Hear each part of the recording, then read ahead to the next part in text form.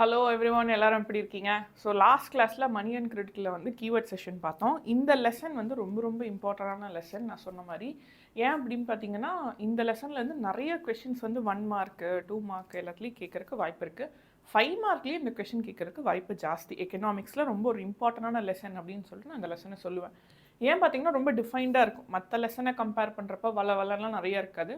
இதுதான் கொஷின், இதுதான் ஆன்சருங்கிறது கிளியர் கட்டாக உங்களுக்கு இந்த லெசனில் இருக்கும். அதனால் இந்த லெசன் பார்த்தீங்கன்னா உங்களுக்கு ஸ்கோரிங் நல்லா கொடுக்கக்கூடிய ஒரு லெசன் அப்படின்னு சொல்லிட்டு இதை நான் சொல்லுவேன். ஸோ இந்த லெசனில் வந்து மணி அண்ட் கிரெடிட் அதுதான் டாபிக்லேயே இருக்கும். அதில் போன செஷனில் பார்ட் 1 கீவேர்ட் செஷனில் பார்த்தீங்கன்னா நம்ம மணி ரிலேட்டடான எல்லா விஷயத்தையுமே பார்த்தோம். ஸோ மணி ரிலேட்டடான எல்லா கரன்சினா என்ன, மணினா என்ன, மாடர்ன் ஃபார்ம்ஸ் ஆஃப் மணி என்னென்ன இருக்குது, முன்னாடி என்ன பண்ணிட்டு இருந்தாங்க, பார்ட்டர் சிஸ்டம் பண்ணிட்டு இருந்தாங்க, அதை ஏன் பண்ணுறதில்ல, இந்த மணிங்கிற விஷயம் எதுக்காக தேவை, அப்புறம் அதில் வந்து நம்ம ஸ்டோரிஸும் பார்த்தோம், இதெல்லாமே பார்த்தோம். இப்போ இந்த டைட்டிலில் செகண்ட் ஹாஃப் இருக்குல்ல, கிரெடிட். ஸோ அதை பற்றி நம்ம என்ன பண்ண போகிறோம் அப்படின்னா இன்றைக்கி நம்ம பார்க்க போகிறோம் கிரெடிட் பற்றி. கிரெடிட் அப்படின்னா என்னென்னா சிம்பிளாக சொல்லணும்னா லோன். ஸோ இதில் இந்த லோன் ஆக்டிவிட்டீஸ் ஆஃப் பேங்க்ஸ்ன்னு ஒரு டாபிக் இருக்கு இல்லையா, இது வந்து ரொம்ப ரொம்ப இம்பார்ட்டன்ட். 5 மார்க்கில் கேட்பாங்க. அதாவது பேங்க்ஸ் எப்படி ஃபங்க்ஷன் ஆகுது. பேங்க்குக்கு நான் லாஸ்ட் கிளாஸில் ஒரு கேள்வி சொல்லியிருப்பேன். நான் என்னோட மணியை கொண்டு போய் பேங்க் கிட்ட பத்திரமா வச்சுக்கோங்கன்னு கொடுக்குறேன். நியாயமாக பார்த்தா நான் தான் பேங்க்குக்கு ஒரு ஃபீ பே பண்ணணும் என்னோட காசை பத்திரமா வச்சுருக்கிறதுக்கு.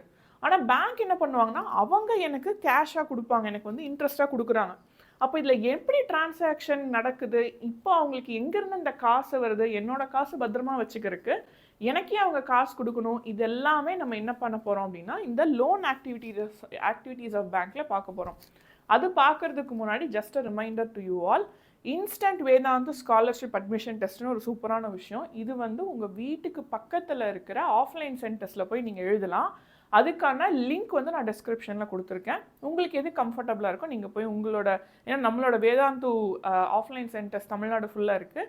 ஸோ அங்கே போயிட்டு நீங்கள் என்ன பண்ணலான்னா எழுதலாம். அந்த விசிட்டை வந்து நீங்கள் புக் பண்ணிக்கிறதுக்கான லிங்க் வந்து நான் டிஸ்கிரிப்ஷனில் கொடுத்துருக்கேன். So yes, so loan activities of bank. Let us take the story of banks. So what do banks do with the deposits? இப்போ என்னோட கேள்வி என்னென்னா, நான் டெபாசிட் பண்ணுற மணியை வச்சு பேங்க் என்ன பண்ணுவாங்க, ஸோ ஏன் அவங்க எனக்கு இன்ட்ரெஸ்ட் பே பண்ணுறாங்க அப்படிங்கிறது தான். So there is an interesting mechanism working here. இதுதான் ஒர்க்கிங் ஆஃப் பேங்க்னு கேட்டாலோ லோன் ஆக்டிவிட்டீஸ் ஆஃப் பேங்க்னு சொல்லிட்டு 5 மார்க்கில் கேட்டாலோ இதை நீங்கள் எழுதணும். First point, banks keep only a small proportion of their deposit as cash within themselves. First point என்ன, நம்ம எவ்வளோ டெபாசிட் பண்ணுறோமோ அதில் ஒரு போர்ஷன் ஆஃப் மணியை மட்டும்தான் பேங்க் என்ன பண்ணுவாங்கன்னா எடுத்து அவங்க கிட்ட கேஷாக வச்சுக்குவாங்களாமா. புரிஞ்சுதா? ஸோ அடுத்தது வந்து என்ன அப்படின்னு பார்த்தீங்கன்னா, banks in India these days hold about 5% of their deposit as cash. So 5% of deposit மட்டும் தான் அவங்க கேஷாக வச்சுருப்பாங்க. இது எதுக்காக அப்படின்னு பார்த்தீங்கன்னா, this is kept as provision to pay the depositors who might come to withdraw money from the bank. அதாவது இது வந்து செகண்ட் பாயிண்ட். ஸோ எதுக்காக, இப்போ நான் 1 lakh டெபாசிட் பண்ணுறேன் அப்படின்னா 1 lakhே நான் அடுத்த நாள் எடுக்க மாட்டேன். ஸோ நான் என்ன பண்ணுவேன், ஒரு 10,000 எடுப்பேன், 15,000 எடுப்பேன், இல்லைனா 100 rupees எடுக்கிற கூட வாய்ப்பு இருக்குது. அப்போ பேங்க் என்ன பண்ணுவாங்கன்னா, நான் 1 lakh டெபாசிட் பண்ணுறேன்னா அதில் 5%. ஸோ 1 lakhல 5% என்னன்னா 5,000 rupees. ஸோ அந்த 5,000 rupees மட்டும் அவங்க என்ன பண்ணுவாங்கன்னா கையில் வச்சுருப்பாங்க. மிச்ச 95,000 அவங்க என்ன பண்ணுவாங்கன்னா அவங்க வேற ஒரு விஷயத்துக்கு யூஸ் பண்ணுவாங்க. ஸோ இப்போதைக்கு நமக்கு என்ன தெரியும், நான் டெபாசிட் பண்ண 1 lakhல 5,000 அவங்க கிட்ட இருக்கும். எதுக்காக, ஒருவேளை நாளைக்கு நான் வந்து ஒரு ட்ரெஸ் ஆர்டர் பண்ணுறேன், இல்லைனா ஸ்விக்கியில் ஃபுட் ஆர்டர் பண்ணுறேன், இல்லைனா நான் ஒரு ஃபீ பே பண்ணணும்னு நினைக்கிறேன், ஏதாவது ஒரு விஷயம் நான் பர்ச்சேஸ் பண்ணணும்னு நினைக்கிறேன், இல்லை நான் வந்து கம்யூட் பண்ணுறதுக்காக நான் வந்து கேப் புக் பண்ணுறேன் அங்கே பே பண்ணுறதுக்கு, இது எல்லாமே பார்த்தீங்கன்னா 5,000க்குள்ளே தான் மோஸ்ட்லி இருக்கும். ரேர் சுச்சுவேஷனில் 5,000க்கு மேலே போகும். இன்னொரு விஷயம் என்னன்னா, டெபாசிட் பண்ண எல்லாருமே அடுத்த நாள் எடுக்க மாட்டாங்க. கரெக்டாக? இப்போ நான் டெபாசிட் பண்ண மாதிரி நிறைய பேர் டெபாசிட் பண்ணியிருப்பாங்க. எல்லாருமே அடுத்த நாளே செலவு பண்ணுவாங்களான்னா பண்ண மாட்டாங்க. அப்போது 1,00,000 ரூபா நிறைய பேர் பண்ணிட்டு இருக்கப்போ 5,000 இருக்கும். இப்போ நான் ஒரு வேளை 5,000க்கு மேலே நான் வித்ட்ரா பண்ணணும்னு நினைக்கிறேன், நான் 10,000 வித்ட்ரா பண்ணணும்னு நினைக்கிறேன். அப்படிங்கிற சுச்சுவேஷனில் இன்னும் வேற யாராவது 1 lakh டெபாசிட் பண்ணியிருப்பாங்க, அவங்க கிட்ட இருந்து ஒரு 5,000 எடுத்து வச்சிருப்பாங்க. ஆனால் அவங்க பேங்க்லேருந்து வித்ட்ரா பண்ணலை. அப்படி இருக்கிற சுச்சுவேஷனில் என்ன ஆகும் அப்படின்னு பார்த்தீங்கன்னா,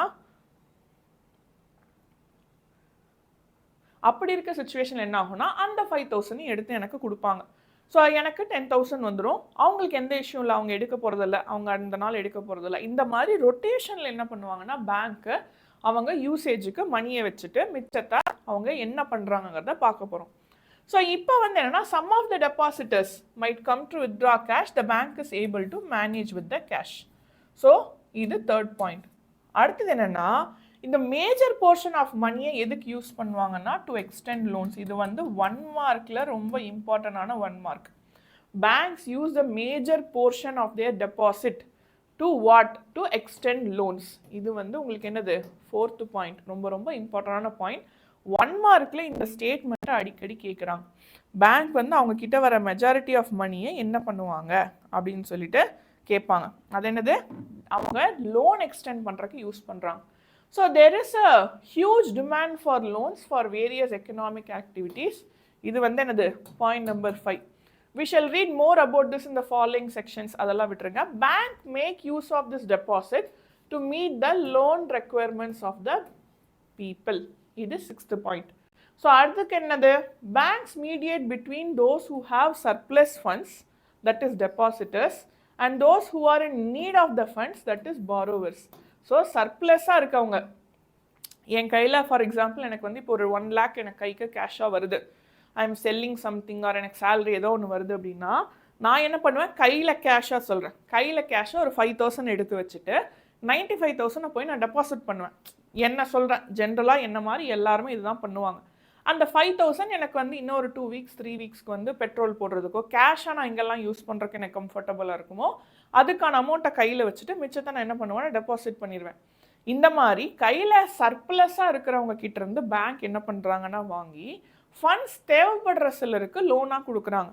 அப்போ இவங்க 2 பேருக்கும் நடுவில் இருக்கிற அந்த பர்சன்டேஜ் ஆஃப் இன்ட்ரெஸ்ட் டிஃப்ரென்ஸ் இருக்கு இல்லையா, அது பேங்க்கோட ப்ராஃபிட், லாபம். புரிஞ்சுதா? ஸோ இது வந்து என்னது 6th point. So in this way banks mediate between those who have surplus funds and those who are in need of funds, borrowers அப்படின்னு சொல்கிறாங்க. So bank charge a higher interest rate, இது ரொம்ப முக்கியம். Last point, bank charge a higher interest rate on loans then what they are offering the depositors. So இந்த difference in between what is charge from borrowers and what is paid to depositor is the main source of income. பாருங்க அழகா உங்களுக்கு 9 பாயிண்ட்ல பேங்கோட மொத்த ஃபங்க்ஷனுமே தெரிஞ்சிருச்சு. So first point என்ன, bank என்ன பண்ணுவாங்க, டெபாசிட்டர்ஸ்கிட்ட இருந்து காசு வாங்குவாங்க, அதுக்கப்புறம் அதில் 1% எடுத்து தனியாக வச்சுருவாங்க. இந்தியாவில் 5% அப்படின்னு சொல்கிறாங்க. இந்த பர்சன்டேஜ் ஆஃப் மணி எதுக்கு எடுத்து வைக்கிறாங்கன்னா, ஒருவேளை டெபாசிட் பண்ணவங்க கேஷ் வித்ட்ரா பண்ண வந்தாலோ அவங்களுக்கு பே பண்ணுறதுக்கு காசு வேணும். ஆனால் இந்த 5% மட்டும் எதுக்காக எடுத்து வைக்கிறாங்க அப்படின்னு பார்த்தீங்கன்னா, எல்லாருமே ஒரே நாளில் வித்ட்ரா பண்ண மாட்டாங்க, சிலர் மட்டும்தான் வித்ட்ரா பண்ணுவாங்க அப்படிங்கிற நம்பிக்கையில் பேங்க் இதை பண்ணுவாங்க. புரிஞ்சுதா? ஃபைன். ஸோ இப்போ என்ன அப்படின்னா, இது ஒரு பார்ட் எடுத்து வச்சுட்டாங்க. இப்போ மெஜாரிட்டி ஆஃப் மணியை பேங்க் எதுக்கு யூஸ் பண்ணுவாங்கன்னா to extend loans. So loan extend பண்ணுறதுக்காக தான் இந்த மெஜாரிட்டி ஆஃப் மணியை வந்து என்ன பண்ணுவாங்கன்னா பேங்க் யூஸ் பண்ணுவாங்க. ஸோ இது மூலமாக பேங்க் என்ன பண்ணுறாங்கன்னா, சர்ப்ளஸாக இருக்கவங்க ஒருத்தவங்க கிட்டேருந்து காசை வாங்கி ஃபண்டு தேவைப்படுற ஒருத்தவங்களுக்கு காசு கொடுக்குறாங்க. ஓகே, இப்போது லோனோட இன்ட்ரெஸ்ட் ரேட்டு டெபாசிட் பண்ணுறவங்களுக்கு பேங்க் கொடுக்குற இன்ட்ரெஸ்ட் ரேட்டை விட ஜாஸ்தியாக இருக்கும். ஸோ இந்த டிஃப்ரென்ஸ் இன் இன்ட்ரெஸ்ட் ரேட் தான் majority of income for the bank அப்படின்னு சொல்கிறாங்க. பேங்க்குக்கு மெஜாரிட்டி ஆஃப் இன்கம் எதுலேருந்து வருது, இந்த இன்ட்ரெஸ்ட் ரேட்டோட டிஃப்ரென்ஸ்லேருந்து தான் வருது அப்படின்னு. இதுவும் ஒரு 1 மார்க். பேங்கோட மெஜாரிட்டி ஆஃப் மணியை என்ன பண்ணுவாங்க அப்படிங்கிறது டு எக்ஸ்டெண்ட் லோன்ஸ் அப்படிங்கிற ஆன்சர் வரும். அதே மாதிரி மெஜாரிட்டி ஆஃப் இன்கம் பேங்க்குக்கு எங்கேருந்து வருது அப்படின்னா, இந்த டிஃப்ரென்ஸ் இன் இன்ட்ரெஸ்ட் தான் பேங்க்குக்கு மெஜாரிட்டி ஆஃப் இன்கம். இது 5 மார்க்லேயும் கேட்பாங்க, 1 மார்க்லேயும். இது இந்த 2 பாயிண்ட் நான் சொன்னது 1 மார்க்கில் அடிக்கடி கேட்குறாங்க. ஓகேவா? ஃபைன். ஸோ இதான் வந்து என்னென்னா ஹவு பேங்க்ஸ் ஃபங்க்ஷன், இல்லைனா பேங்க் வந்து லோன் ஆக்டிவிட்டீஸ் ஆஃப் பேங்க்கு எது கேட்டாலும் உங்களுக்கு இதுதான் answer. So 2 different credit situations, இங்கே 2 டிஃப்ரெண்ட் கிரெடிட் சிச்சுவேஷன்ஸை பற்றி பேசியிருப்பாங்க. ஒன்று வந்து யார் அப்படின்னா சலிம்னு ஒரு ஷூ மேக்கர் இருப்பார். அடுத்தது யார் அப்படின்னு பார்த்தீங்கன்னா, இந்த சைடு வந்து ஸ்வப்னா அப்படின்னு சொல்லிட்டு ஒரு ஃபார்மர் இருப்பாங்க. ஸோ இவங்க 2 பேரோட கதையை நம்ம ஆல்ரெடி பார்த்துருப்போம். ஸோ என்ன பார்த்துருப்போம் அப்படின்னா, சலீம் அப்படிங்கிறவர் ஒரு ஷூ மேக்கர். ஸோ அவர் என்ன பண்ணியிருப்பார் அப்படின்னா, ஆர்டர் வந்திருக்கும், ஃபெஸ்டிவலுக்கு ஒரு ஆர்டர் வந்திருக்கும். ஸோ ஃபெஸ்டிவலுக்கு ஆர்டர் வர்றப்போ அவர் என்ன பண்ணியிருப்பார் அப்படின்னா, அந்த ட்ரேடிங் பண்ணுற ஒருத்தர்கிட்ட தான் அவருக்கு ரா மெட்டீரியல்ஸ் கொடுப்பாங்க இல்லையா, ஸோ அவர்கிட்ட வந்து அவர் என்ன பண்ணியிருப்பார்னா கடன் வாங்கியிருப்பார். கடன் வாங்கிட்டு லோனை வந்து என்ன பண்ணுவார்னா திருப்பி கொடுத்துருப்பார். ஏன்னா 1000 pairs ஆஃப் ஷூ பண்ணிவிட்டு அதை சேல் பண்ணியிருப்பார். காசு வரும், காசு வந்தோன்னா ரா மெட்டீரியலுக்கான ப்ரைஸை அவர் கொடுத்துருவார். ஸோ இது சலீமோட story. So credit therefore plays a positive vital role in this situation. புரிஞ்சுதா? அடுத்து ஸ்வப்னாவோட கதையில் பார்த்தீங்க அப்படின்னா என்ன நடந்திருக்கு அப்படின்னு ஸ்வப்னாவோட கதையில் பார்ப்போம்.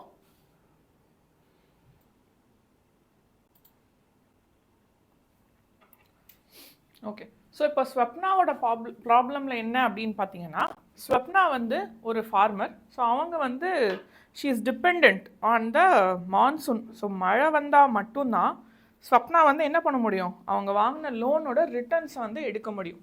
அதுதான் இப்போ சுச்சுவேஷன். ஸோ ஆனால் அவங்க இன்னொரு சுச்சுவேஷன் என்ன அப்படின்னா, இது ரெண்டையும் நீங்கள் அனலைஸ் பண்ணி ஒரு வேளை கொஷின் கேட்குறாங்க. So 2 different situations, credit situations அப்படிங்கிற மாதிரி டிஃப்ரெண்ட்ஸ் கொஷின் கேட்குறாங்க அப்படின்னா, நீங்கள் வந்து சலுமையும் ஸ்வப்னாவையும் கம்பேர் பண்ணுறப்போ என்னென்ன இம்பார்ட்டண்டான பாயிண்ட் எழுதணும் அப்படின்னு பார்த்தீங்கன்னா, சலீமுக்கு வந்து ஃபஸ்ட்டு முன்னாடியே ஆர்டர் வந்துருச்சு. புரிஞ்சுதா? ஸோ அவர் வந்து ஆர்டர் வந்ததுக்கப்புறம் தான் அவர் என்ன பண்ணுறாரு, கடன் வாங்கி அதை பண்ணுறாரு. ஸோ அதில் வந்து என்னது அன்சர்டனிட்டி கம்மியாக இருக்குது. சலீம் பொறுத்த வரைக்கும் பார்த்தீங்கன்னா அன்சர்டனிட்டி கம்மியாக இருக்குது. ஆனால் ஸ்வப்னாவுக்கு வந்து அப்படி கிடையாது. ஸோ ஸ்வப்னா வந்து என்னது, அவங்க ரெயினை டிபெண்ட் பண்ணியிருக்காங்க ஒன்று, ப்ளஸ் இன்னொன்று வந்து அவங்க யார்கிட்ட கடன் வாங்கினாங்கன்னு பார்த்தீங்கன்னா மணி லெண்டர் கிட்ட கடன் வாங்கியிருப்பாங்க. மணி லெண்டர் கிட்ட கடன் வாங்கியிருப்பாங்க. ஆக்சுவலி சலீமும் இன்ஃபார்மல் சோர்ஸ் ஆஃப் லோன் தான் எடுத்திருக்காரு, ஸ்வப்னாவும் இன்ஃபார்மல் சோர்ஸில் தான் எடுத்திருக்காங்க. ஸோ இங்கே என்னென்னா இன்ஃபார்மல் சோர்ஸில் வந்து நீங்கள் லோன் எடுக்கிறப்போ ஜென்ரலாகவே இன்ஃபார்மல் சோர்ஸில் ரிஸ்க் ஹை. நீங்கள் வந்து ஃபார்மல் சோர்ஸில் லோன் எடுக்கிறத விட இன்ஃபார்மல் சோர்ஸில் பார்த்தீங்கன்னா ரிஸ்க் ஜாஸ்தி. அதுவும் இல்லாமல் நீங்கள் என்ன அவுட்கம்காக லோன் எடுக்கிறீங்கிறதுலேயும் நீங்கள் ரிஸ்க் ஆட் பண்ணுறப்போ ஸ்வப்னாவோட கேஸில் டபுள் த ரிஸ்க். ஏன்னா உங்களுக்கு ரிசல்ட் எப்படி இருக்கும், அவங்களோட ஹார்வெஸ்ட் எப்படி இருக்குங்கிறது ஃபஸ்ட்டு தெரியாது. ஆனால் சலீம்க்கு ஆல்ரெடி ஆர்டர் இருந்துச்சு, அவரோட 1000 pairs ஆஃப் ஷூஸ் கண்டிப்பாக சேல் ஆயிரும்னு அவருக்கு தெரியும், அதனால் ஒரு லோன் எடுத்துருப்பார். ஆனால் ஸ்வப்னாவோட கேஸில் அப்படி கிடையாது. அவங்க வந்து லோன் எடுத்து பண்ணாலுமே அந்த வருஷம் மழை பெய்யுமா, விளைச்சல் வருமா, விளைச்சலே வந்தாலும் ஒழுங்காக சேல் ஆகுமா அப்படிங்கிற நிறைய விஷயம் ரிஸ்க் இருக்கிறனால ஸ்வப்னா அண்ட் சலீம் கேஸை கம்பேர் பண்ணுறப்போ 2 பேருமே இன்ஃபார்மல் லோன் தான். பட் ரிஸ்க் யாருக்கு அதிகம், ஸ்வப்னாவுக்கு அதிகம். இதில் இன்னும் முக்கியமான விஷயம் என்ன அப்படின்னு பார்த்தீங்கன்னா, அவங்க வந்து she would be caught in டெப்ட். So what she did, she has to sell a part of land. So அவங்கக்கிட்ட இருந்ததே சின்ன லேண்டு தான், அதை என்ன பண்ணுவாங்க, அவங்க சேல் பண்ணியிருப்பாங்க. ஸோ இதான் வந்து என்னன்னு சொல்லுவாங்க அப்படின்னா டெட் ட்ராப் அப்படின்னு சொல்லுவாங்க. இதான் அவங்க என்னன்னு சொல்லுவாங்க, டெட் ட்ராப். அதாவது நீங்கள் ஒரு லோன் வாங்குவீங்க, அந்த லோனை வாங்கி அந்த லோனை கட்ட முடியாமல் திரும்ப நீங்கள் இன்னொரு லோன் எடுக்கிற மாதிரி இருக்கும். So will be inside the cycle, debt loan எடுத்துக்கிட்டே இருக்க மாதிரி இருக்கும். அதான் என்னன்னு சொல்லுவாங்கன்னா டெட் ட்ராப் அப்படின்னு சொல்லுவாங்க. ஸோ டெப்ட் அப்படின்னு சொல்லக்கூடாது, இது வந்து என்னென்னு சொல்லணும்னா டெட் அப்படின்னு சொல்லணும். ஸோ இது வந்து டெட் ட்ராப் அப்படின்னு சொல்லுவாங்க. ஓகேவா? So rural areas the main demand for credit is for crop production. Crop production involves considerable cost of seeds, fertilizers, pesticides, water, electricity, a repair of equipment, etc. And there is a minimum stretch of 3 to 4 months. 3 to 4 months betweenல வந்து என்னன்னா இதெல்லாம் அவங்க வாங்கிட்டே இருப்பாங்க. அந்த கிராப்ஸை sale பண்ணுறப்போ அது என்ன ஆகும், பிகினிங் ஆஃப் த சீசன் எடுத்து ஹார்வெஸ்ட்டுக்கு அப்புறம் தான் அவங்க லோன் பே பண்ண முடியும்.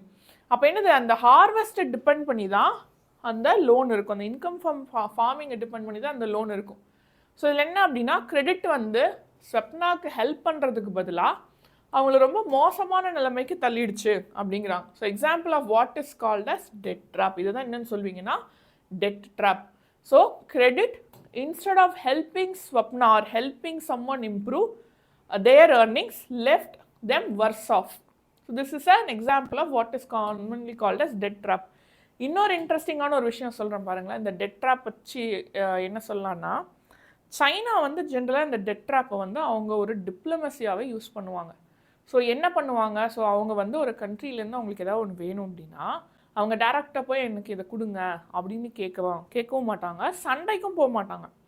அவங்க என்ன பண்ணுவாங்கன்னா அந்த கண்ட்ரிக்கு தேவையான அமௌண்ட்டை வந்து லோனாக நான் கொடுக்குறேன் அப்படின்னு நல்லா என்ன சொல்கிறது, ரொம்ப சூப்பரான ப்ரொவிஷன்ஸ் எல்லாம் போட்டு லோனாக கொடுப்பாங்க. ஆனால் அந்த லோனை அந்த கண்ட்ரிக்கு ஏன் கொடுப்பாங்கன்னா சைனாவுக்கு தெரியும் அந்த லோன் அவங்களால கட்ட முடியாத நிலமையில் அவங்க இருக்காங்கன்னு தெரியும், வேணும்னே அந்த லோனை கொடுப்பாங்க. அப்போ அந்த கண்ட்ரினால லோன் கட்ட முடியாத சுச்சுவேஷனில் அந்த கண்ட்ரி டெட் ட்ராப்பில் மாட்டிக்கும். அப்போ சைனா என்ன பண்ணுவாங்கன்னா அவங்களுக்கு தேவையான விஷயத்த டிமாண்ட் பண்ணுவாங்க அந்த லோனுக்கு எக்ஸ்சேஞ்சாக. ஓகேவா? ஸோ அதுதான் என்னது டெட் ட்ராப் அப்படின்னு சொல்கிறது. அதாவது ஒருத்தங்க கிட்ட நீங்கள் லோன் கொடுக்குறீங்கன்னா அவங்களால அந்த லோனை திருப்பி கட்ட முடியாத மாதிரி மாட்டி விடுறது. அதுதான் வந்து என்னது டெட் ட்ராப் அப்படின்னு சொல்லுவாங்க. So credit in this case pushes the borrower in a situation from which recovery is very painful. அந்த லோன்லேருந்து வெளியே வரதுங்கிறது ரொம்ப கஷ்டமான ஒரு விஷயம். So in one situation, credit helps to increase earnings and therefore the person is better off than before. In another situation, because of crop failure, credit pushes the person into a debt trap. So to repay her loan, she has to sell a portion of her land. She is clearly much worse off than before. Whether credit would be useful or not, therefore, depends on the risk in the situation. So நீங்கள் loan எடுக்கிறது நீங்கள் வந்து formal loan எடுத்தாலும் சரி, informal லோனில் எடுத்தாலும் சரி, என்னவா இருந்தாலும் சரி, நீங்கள் ஒரு லோன் எடுக்கிறீங்கன்னா அதில் இருக்கிற ரிஸ்க் ஃபேக்டரை ஃபஸ்ட்டு பார்க்கணும். அப்படி ரெண்டுக்குமே ஈக்குவலான ரிஸ்க் தான் இருக்குங்கிற சுச்சுவேஷனில் நீங்கள் என்ன பண்ணலான்னா ஃபார்மல் கிரெடிட்டுக்கு போகணும். ஏன்னா இன்ஃபார்மல் கிரெடிட் ஆல்ரெடி ஒரு ரிஸ்கோட வரும். ஹையர் இன்ட்ரெஸ்ட் ரேட் இருக்கும், சேஃப்டி ஆஸ்பெக்ட்ஸ் எல்லாம் இருக்காது. அப்போ நீங்கள் என்ன பண்ணணும் அப்படின்னா நீங்கள் ஃபார்மல் லோனுக்கு தான் போகணும். அந்த ஃபார்மல் லோன்லேயே போனாலுமே நீங்கள் லோன் எடுக்கிறதுக்கான பர்பஸ் என்ன, அதை உங்களால் திரும்ப பே பண்ண முடியுமான்னு பார்த்துட்டு லோன் எடுக்கணும். இல்லை அப்படின்னா என்ன ஆகும், டெட் ட்ராப்குள்ளே மாட்டிக்குவீங்க அப்படின்னு சொல்லுவாங்க. ஸோ அடுத்தது என்னென்னா டேர்ம்ஸ் ஆஃப் கிரெடிட்ஸ். ரொம்ப ரொம்ப ரொம்ப இம்பார்ட்டன்ட். டேர்ம்ஸ் ஆஃப் கிரெடிட்ஸ் இதில் வந்து 2 mark question. So terms of credit என்னங்கிறதும் 2 மார்க்கில் கேட்பாங்க, கொலேட்ரல் என்னங்கிறதையும் 2 மார்க்கில் கேட்பாங்க. ஸோ ஃபஸ்ட்டு டேர்ம்ஸ் ஆஃப் கிரெடிட்டுங்கிறது என்ன அப்படின்னு பார்த்தீங்கன்னா அதில் வந்து சில கண்டிஷன்ஸ் மென்ஷன் ஆகிருக்கும், அதை டேர்ம்ஸ் ஆஃப் கிரெடிட்னு சொல்லுவாங்க. அதுக்கு முன்னாடி கொலேட்ரல் பார்த்துடலாம். Collateral is an asset. ஓகேவா? ஸோ நான் ஒரு லோன் வாங்குறேன்னா அதுக்கு கேரண்டி, ஷூரிட்டி அப்படின்ட்டு கலோக்கியல் லாங்குவேஜில் சொல்லுவாங்க. நான் உனக்கு பணம் கொடுக்குறேன்னா நீ திருப்பி கொடுப்பங்கிறதுக்கு என்ன கேரண்டி, கரெக்டாக? இப்போ நான் யாருன்னே தெரியாத ஒருத்தவங்களுக்கு பேங்க் லோன் கொடுக்கணுன்னா பேங்க் எதை நம்பி கொடுக்கணும்? ஒரு வேளை அவங்க தூக்கிட்டு ஓடிட்டாங்கன்னா என்ன பண்ணுறது அப்படிங்கிற கேள்வி இருக்கு இல்லையா? அது நியாயமான கேள்வி. அப்போ பேங்க்குக்கு அவங்க என்ன பண்ணுவாங்கன்னா ஒரு கொலேட்ரல் கொடுப்பாங்க, ஒரு ப்ராமிஸ் கொடுப்பாங்க. ஒருவேளை நான் லோனை திருப்பி கொடுக்கலன்னா நீங்கள் இதை வச்சுக்காங்க அப்படிங்கிற மாதிரி ஒரு பொருளை கொடுப்பாங்க. அதுதான் கொலேட்ரல். ஸோ கொலேட்ரல் ஜென்ரலாக என்னவா இருக்குன்னா ஒரு அசெட், ஒரு ப்ராப்பர்ட்டியாக இருக்கும். ஒரு பொருளாகவோ ஒரு நிலமாகவோ இல்லைன்னா உங்கள் அக்கௌண்ட்டில் ஆல்ரெடி இருக்கிற டெபாசிட்டாகவோ என்னவா வேணாலும் என்னவா இருக்கலாம், கொலேட்ரல் இருக்க முடியும். புரிஞ்சுதா? ஸோ கொலேட்ரல்ங்கிறது என்னது? Collateral is an asset. என்னவா இருக்கலாம்? அது லேண்டாக இருக்கலாம், பில்டிங்காக இருக்கலாம், வெஹிக்கிளாக இருக்கலாம், லைஃப் ஸ்டாக்ஸாக இருக்கலாம், டெபாசிட்ஸ் வித் த பேங்க்ஸாக இருக்கலாம்.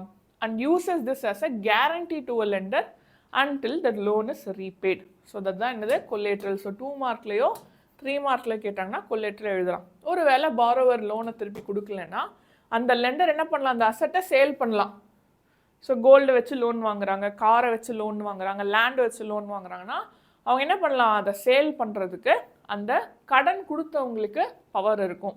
புரிஞ்சுதா? So that is a concept. Properties, land titles, deposit with banks, life stocks இதெல்லாம் one of the best example. நம்ம எல்லாத்துக்குமே ஹவுசிங் லோன் நல்லா தெரியும், கரெக்டாக? நிறைய பேர் என்ன பண்ணுவாங்கன்னா ஹவுசிங் லோன் ஒரு விஷயம் வாங்குவாங்க, கரெக்டாக? இந்த ஹவுசிங் லோனில் என்ன நடக்கும் ஜென்ரலாக அப்படின்னா, ஒருத்தவங்க புது வீடு கட்டுறாங்கன்னு வச்சுக்கோங்களேன். ஸோ இந்த வீடு கட்டுறப்போ இந்த ஹவுஸ் வந்து ஓனரோட பேரில் ரெஜிஸ்டர் ஆகிருக்காது. ஸோ யாரோட பேரில் இருக்குன்னா பேங்க்கோட பேரில் ரெஜிஸ்டராக இருக்கும். நீங்கள் லோன் எடுத்தீங்க அப்படின்னா, லோன் எடுத்தால் பேங்க்கோட பேரில் தான் ரெஜிஸ்டராக இருக்கும். ஒருவேளை நீங்கள் லோனை கட்டலை அப்படின்னா அந்த வீடு என்ன போயிடும், பேங்க்குக்கே பர்மனண்ட்டாக போயிடும்.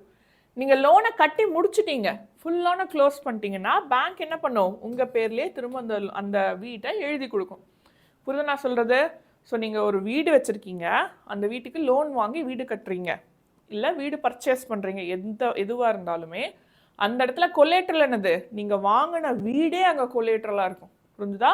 ஸோ அவங்க என்ன பண்ணுவாங்க, பேங்க்கு அவங்களோட பேரில் அந்த வீட்டை ரெஜிஸ்டர் பண்ணிக்குவாங்க, பேங்க்கோட பேரில் ரெஜிஸ்டர் பண்ணிக்குவாங்க நீங்கள் எந்த பிரான்ச்சில் வாங்குறீங்களோ.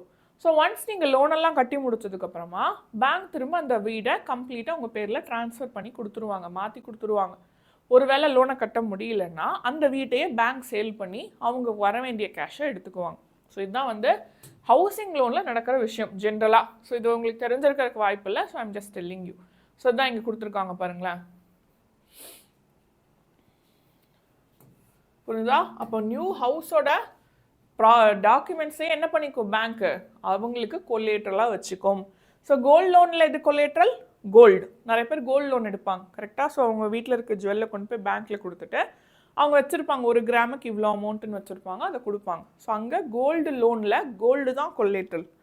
கார் லோன் எடுக்கிறீங்கன்னா கார் கொலேட்ரல். ஹவுசிங் லோன் எடுக்கிறீங்கன்னா நீங்கள் எடுக்கிற ஹவுஸே கொலேட்ரல். ஸோ நீங்கள் என்ன லோன் எடுக்கிறீங்கிறத பொறுத்து அதுக்கான கொலேட்ரல் மாறும். இப்போ ஒரு வேளை நீங்கள் வந்து பர்சனல் லோனுன்னு சிலர் எடுப்பாங்க. பர்சனல் லோனில் என்ன கொலேட்ரல்னா, நீங்கள் ஜென்ரலாக வந்து நீங்கள் சேலரி வாங்கிட்டு இருக்கீங்க, உங்களுக்கு மாதம் மாதம் கண்டிப்பாக சேலரி விழுகும் அப்படிங்கிற அந்த ஷியோரிட்டி தான் அங்கே கொலேட்ரல். நீங்கள் ஒரு இடத்துல வேலை செய்கிறீங்க, அவங்க கேட்பாங்க உங்களோட பே ஸ்லிப் கொடுங்க, உங்களோட இன்கம் டேக்ஸ் ரிட்டர்ன்ஸ் கொடுங்கன்னு கேட்பாங்க. ஸோ அதை பேஸ் பண்ணி என்ன வரும், உங்களோட சேலரியை பேஸ் பண்ணி உங்களுக்கு என்ன வரும்னா அங்கே அதுதான் கொலேட்ரல். எப்படினாலும் மந்த்லி உங்களுக்கு லோன் இது சேலரி வரும், அப்போ அது வந்து நீங்கள் பே பண்ணுவீங்கிற நம்பிக்கை. ஓகேவா? எஸ். ஸோ டேர்ம்ஸ் ஆஃப் கிரெடிட்டுங்கிறது என்னென்னா interest rate, collateral and documentation requirement and the mode of repayment together comprise what is called terms of credit. 4 விஷயம் என்னென்னது? interest rate, collateral and documentation requirement and the mode of repayment together compromise the terms of credit. தான் terms of credit னு சொல்லுவாங்க. So terms of credit மாறும் ஒவ்வொரு டைமில். ஏன்னா interest rate சில housing லோனுக்கு ஒரு இன்ட்ரெஸ்ட் ரேட் இருக்கும், இதுவே பார்த்தீங்க அப்படின்னா கார் லோனுக்கு ஒரு இன்ட்ரெஸ்ட் ரேட் இருக்கும், பர்சனல் லோன், கோல்டு லோன், நிறைய லோன்ஸ் இருக்குது, எல்லாத்துக்கும் எஜுகேஷனல் லோன். ஸோ ஒவ்வொன்றுக்கு என்ன ஆகும், இன்ட்ரெஸ்ட் ரேட் சேஞ்ச் ஆகும். கரெக்டா? Yes. So terms of credit vary substantially from one credit arrangement to another and they may vary depending on the nature of the lender and borrower. யார் கடன் கொடுக்குறாங்க, யார் வாங்குறாங்கிறத பொறுத்தும் அது மாறும் அப்படின்னு சொல்கிறாங்க.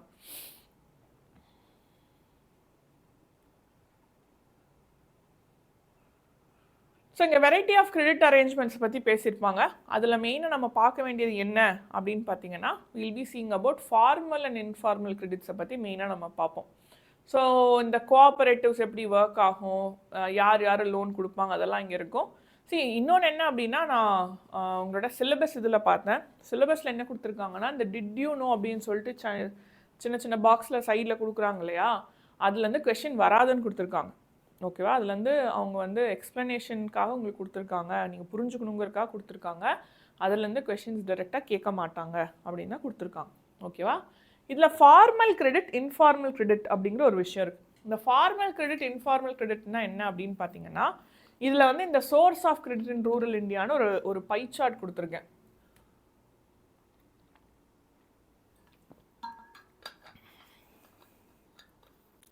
சிம்பிளாக சொல்லணும் அப்படின்னா, ஃபார்மல் கிரெடிட்டுங்கிறது ஆர்பிஐக்கு கீழே ரெஜிஸ்டரான ஒரு இன்ஸ்டிடியூஷன் லோன் கொடுத்துச்சுன்னா அதை ஃபார்மல் கிரெடிட்னு சொல்லுவாங்க.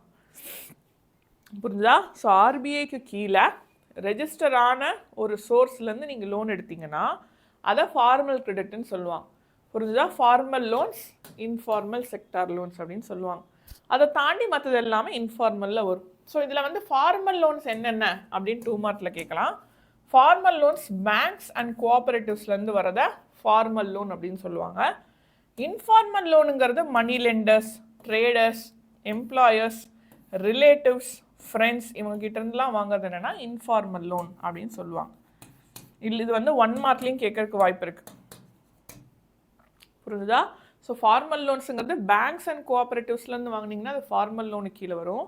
இன்ஃபார்மல் லோனுங்கிறது அதை தவிர மற்றது எல்லாமே ஃப்ரெண்ட்ஸு, ஃபேமிலி, மணி லெண்டர்ஸு, எம்ப்ளாயர்ஸ், நீங்கள் வேலை செய்கிற இடத்துலேருந்து கடன் வாங்குறீங்க, அது எல்லாமே இதில் வரும்னா இன்ஃபார்மல் லோன்ஸ் கேட்டகரியில் தான் வரும். புரிஞ்சுதா? ஃபைன். ஸோ அதனால தான் சொன்னேன், சலீம் அண்ட் ஸ்வப்னா கேஸில் 2 பேருமே இன்ஃபார்மல் லோன் தான்.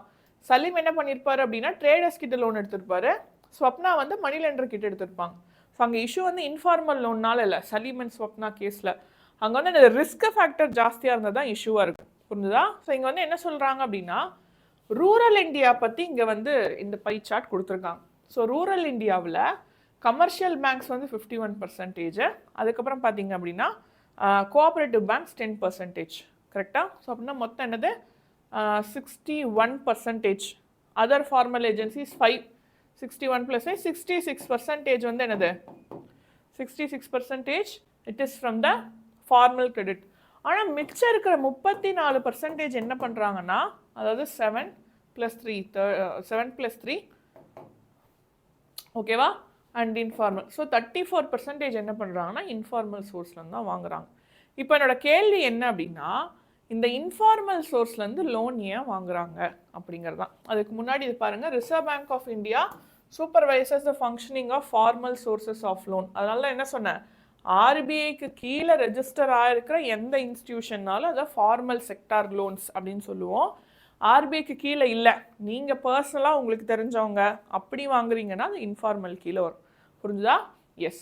So RBI sees that banks give loans not just to profit making business and traders but also to small cultivators. Small பாரோவர்ஸ்க்கும் லோன் கொடுக்குற மாதிரி ஆர்பிஐ வந்து பிளான் பண்ணிக்குவாங்க. புரிஞ்சுதா? அதே மாதிரி பேங்க் என்ன பண்ணணும், இதை ஆர்பிஐக்கு சப்மிட் பண்ணணும். ஸோ எந்த ஆர்கனைசேஷனுமே வந்து ஆர்பிஐ வந்து கிரெடிட் ஃபார்மல் செக்டாருக்கு இருக்கிற மாதிரி இன்ஃபார்மல் செக்டாருக்கு எதுவுமே இல்லை அப்படின்னு சொல்கிறாங்க. ஸோ ஃபார்மல் செக்டாரில் எப்படி ஆர்பிஐ இருக்கோ அந்த மாதிரி இன்ஃபார்மல் செக்டாருக்கு எதுவுமே கிடையாது அப்படின்னு சொல்கிறாங்க. அதனால் என்ன பிரச்சனை, அவங்க எவ்வளோ இன்ட்ரெஸ்ட்னாலும் கொடுக்கலாம். நீங்கள் வந்து முக்கியமான கொஸ்டின் என்னென்னா, கம்பேர்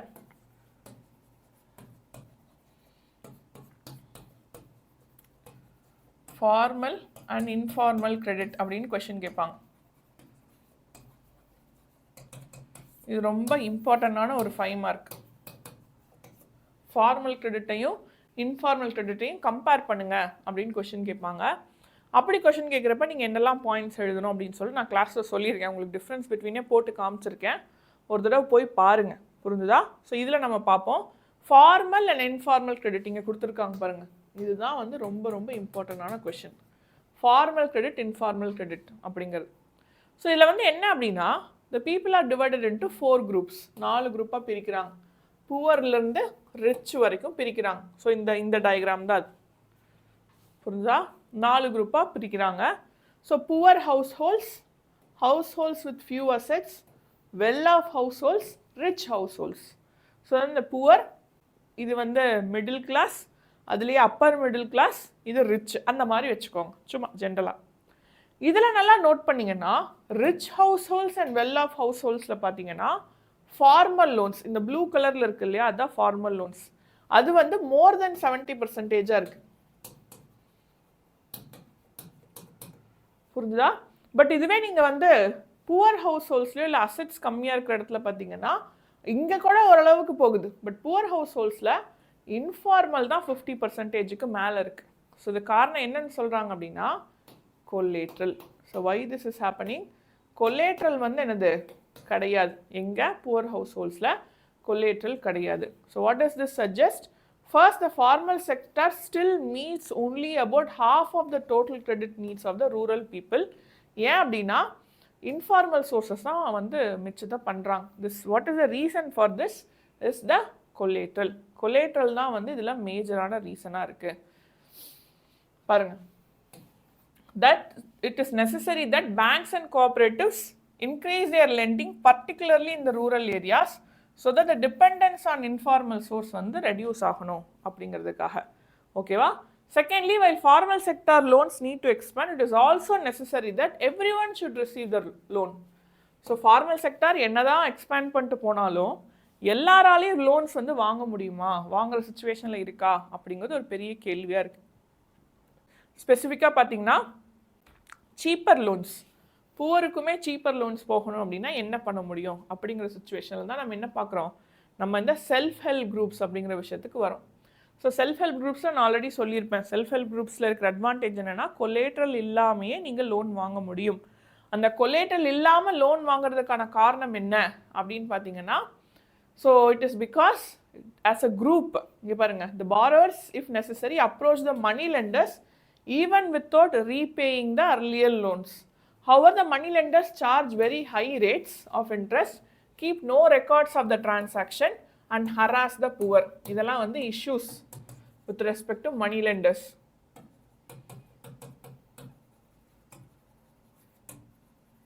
புரிஞ்சுதா? ஸோ ரீசெண்ட் இயர்ஸில் பீப்புள் என்ன பண்ணுறாங்கன்னா புதுசாக வர்றப்போ தான் இந்த செல்ஃப் ஹெல்ப் குரூப்புங்கிற ஒரு கான்செப்ட் வருது. So a typical self-help group have 15 to 20 members, usually belonging to one neighborhood. ஒரு ஏரியாவை சேர்ந்தவங்களா இருப்பாங்க.